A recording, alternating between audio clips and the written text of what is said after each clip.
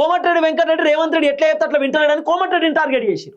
కోమటిరెడ్డి పైన వార్తలు అంటే రేవంత్ రెడ్డికి వ్యతిరేకంగా ఉన్నటువంటి వాళ్ళపైన మీడియా ఛానళ్ళు వార్తలు రాపించి వాళ్ళని సెటరైట్ చేయాలి. ఇప్పుడు కోమటిరెడ్డి పైన వార్తలు వచ్చినాయి, కోమటిరెడ్డి భయపడతాడు కదా, అరే నా పైన ఇలాంటి వార్తలు వస్తున్నాయి, ఇది ఎక్కడ కథ ఏంది, మరి పుసుకున్న రేవంత్ రెడ్డి ఉన్నాడా ఈ వార్తల వెనకాల, మనం రేవంత్ రెడ్డితో మంచుకుంటే అయిపోతుంది కదా అని చెప్పి కోమటిరెడ్డి భయపడి ఇప్పుడు రేవంత్ రెడ్డితో మంచుకుండాలన్నట్టు.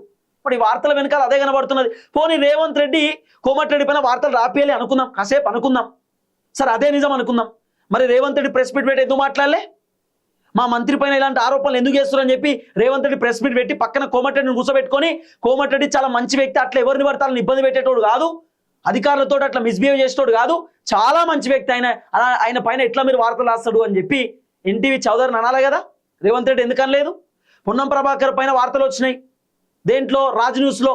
మరి పొన్నం ప్రభాకర్ పైన ఇష్టమైనట్టు వార్తలు రాస్తే ఊరుకొని ఒక బీసీ బిడ్డ ఎదుగుతుంటే మీకు అంత ఇబ్బంది అవుతుందా అని చెప్పి రాజ్ న్యూస్లో రేవంత్ రెడ్డి ఎందుకు అనలేదు? రేవంత్ రెడ్డి ట్విట్టర్లో ట్వీట్ ఎందుకు పెట్టలేదు? పోనీ ఎందుకు మాట్లాడలేదు రేవంత్ రెడ్డి? ఆ తర్వాత బట్టి విక్రమార్క పైన ఏబిఎన్ రాధాకృష్ణ వార్తలు రాసిన ఇష్టానుసారంగా నోటికి వచ్చినట్టు వాగిండు.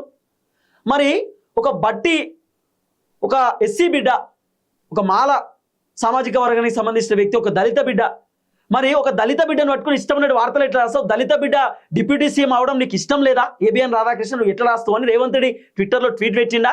పోనీ మీడియా ముందుకు వచ్చి మాట్లాడిండా? మా మంత్రుల పైన తప్పుడు వార్తలు ఎందుకు రాస్తారు, మీ దగ్గర ఆధారాలు లేని వార్తలు మీరు ఏ విధంగా రాస్తారు అని చెప్పి అట్లీస్ట్ రేవంత్ రెడ్డి ఎప్పుడన్నా డిస్కస్ చేసిండా, మాట్లాడిండా? ఈ మంత్రుల పైన ఇన్ని కథనాలు వచ్చినాయి మీడియా ఛానల్. మళ్ళీ ఈ కథనాలు ఏ మీడియా ఛానల్లో వస్తాయి? రాజ్ న్యూస్, ఎన్టీవీ, ఏబిఎన్ ఈ ఛానల్లో వస్తాయి. రాజ్ న్యూస్, ఎన్టీవీ, ఏబిఎన్ ఈ ఛానల్లో వార్తలు మంత్రుల పైన. వాస్తవం కాదా ఇవి? వాస్తవం కాదా? మరి రేవంత్ రెడ్డి ఎందుకు స్పందించలేదు? స్పందించకపోవడానికి గల కారణం ఏంది? ఎన్టీవీ ఇద్దరు జర్నలిస్టులను అరెస్ట్ చేసిన రేవంత్ రెడ్డి ఎన్టీవీ ఓనర్ చౌదరిని ఎందుకు అరెస్ట్ చేయలే? ఎందుకు ఎంక్వైరీ చేయలే? ఎందుకు విచారణ చేయలే? ఈ వార్తలు నీకు ఎడికేళ్ళు వచ్చినా, ఎవడు పంపించింది, సోర్స్ ఎడికేళ్ళు వచ్చిందని ఎందుకు అడగలేదు? ఎందుకంటే రేవంత్ రెడ్డి వెనకాల ఉండి ఇదంతా నడిపియడం, మంత్రులను రేవంత్ రెడ్డి తన కంట్రోల్లో ఉంచుకుందామని ఆలోచనలో ఉన్నాడు. ఎందుకంటే రేవంత్ రెడ్డి కొంత అర్థమవుతుంది కథ, మంత్రులందరూ నా ముఖ్యమంత్రి పదవికి ఏమైనా ఎసరు పెడతారేమో, నా ముఖ్యమంత్రి కుర్చీని ఏమైనా లాక్కుంటారేమో అనేటటువంటి భయంతో రేవంత్ రెడ్డి కూడా ఉంటాడు. రేవంత్ రెడ్డికి అనుకూలంగా 2-3 మంత్రులను వాళ్ళని సెటరైట్ చేయడానికి రేవంత్ రెడ్డి ప్లాన్. వాళ్ళు సెటరైట్ అయితలేరని తెలిసి మీడియాలో వార్తలు రాపించి అధిష్టానం దగ్గరికి పోయి ఈ మంత్రి పైన ఇట్లా మీడియాలో కథనాలు వచ్చినాయి, ఈ మంత్రి పైన అవినీతి అని, ఈ మంత్రి పైన మహిళలను ఇబ్బంది పెడుతుందని, ఈ మంత్రి ఇట్లే ఎత్తున అట్లే ఎత్తునని చెప్పి మొత్తం వార్తలు. ఇలాంటి వాళ్ళు క్యాబినెట్లో ఉంటే ప్రభుత్వానికి డ్యామేజ్ అవుతుంది, వీళ్ళని తీసేయాలని చెప్పి రేవంత్ రెడ్డి ఈ వార్తలను చూపించి అధిష్టానంలో కంప్లైంట్ ఇవ్వడానికి ఈ కుట్ర చేసిండు.